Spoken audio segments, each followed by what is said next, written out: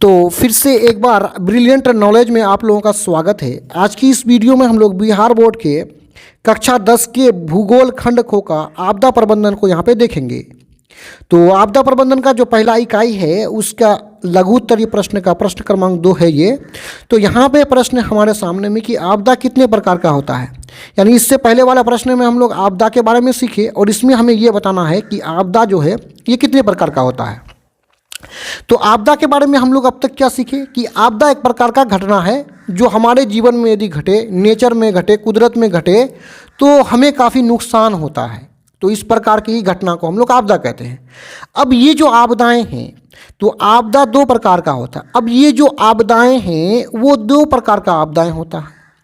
अब कोई भी घटनाएं होगा जिससे हमें मुसीबत हो, जिससे हमें दुख हो, हमारे जान माल का नुकसान हो, वो दो प्रकार का होता है।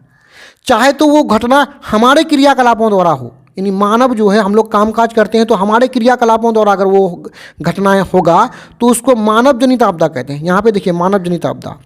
यदि वो ईश्वर के द्वारा हो, भगवान के द्वारा हो, प्रकृति के द्वारा हो तो उसको प्राकृतिक आपदा कहते हैं। शॉर्ट में आप समझ लीजिए, फिर डिटेल में हम लोग देख रहे हैं, उसमें कोई दिक्कत नहीं है।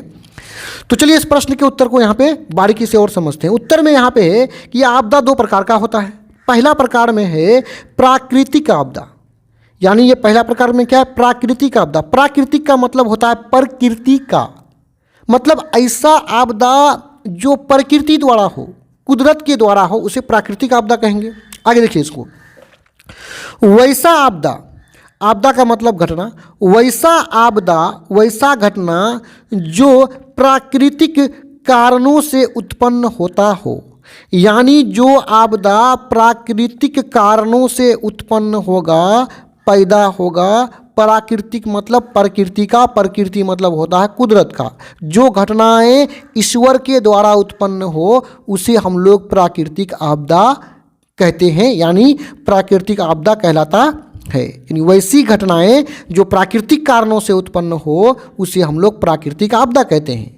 जैसे प्रकृति द्वारा यानी ईश्वर द्वारा कौन कौन सी घटनाएं हो सकती है, भूकंप।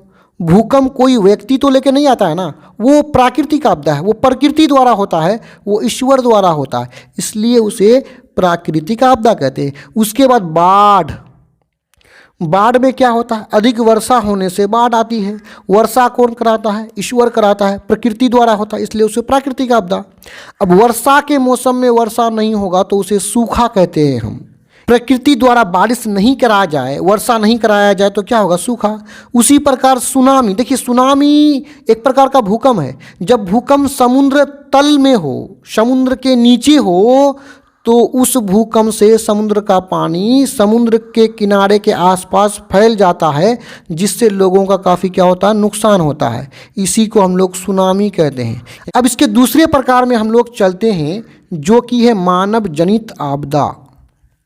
देखिए 2 नंबर में है मानव जनित आपदा। मानव का मतलब होता है मनुष्य, जनित का मतलब होता है जनना या उत्पन्न करना। तो मानव के कारणों से जो उत्पन्न होगा जो आपदा, उसी को मानव जनित आपदा कहेंगे।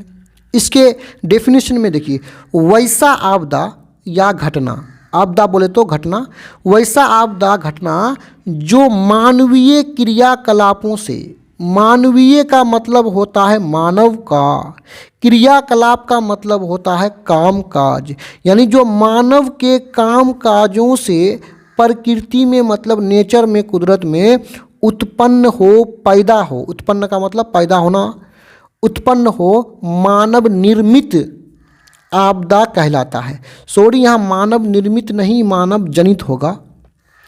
क्या कहलाता है, मानव जनित आपदा कहलाता है। जैसे में है आतंकवाद। आतंकवाद हम लोगों के द्वारा होता है। आतंकवाद कोई ना कोई व्यक्ति होता है जो बेकसूर आदमी को क्या हत्या कर देता है, मार देता है, तो ये मानव जनित आपदा है। सांप्रदायिक दंगे, यानी जब धर्म के नाम पर जो दंगा होता है उसी को हम लोग सांप्रदायिक दंगा बोलते हैं। यानी धर्म के आधार पर जो लड़ाई झगड़ा होता है, हिंसा होता है, उसी को हम लोग सांप्रदायिक दंगा बोलते हैं, जो कि मानवों के कारणों से ऐसे दंगे होते हैं, इसीलिए इसे हम मानव जनित आपदा कहेंगे। तो यहाँ पे वीडियो समाप्त होता है। डिस्क्रिप्शन में और भी वीडियोज़ के लिंक है। धन्यवाद।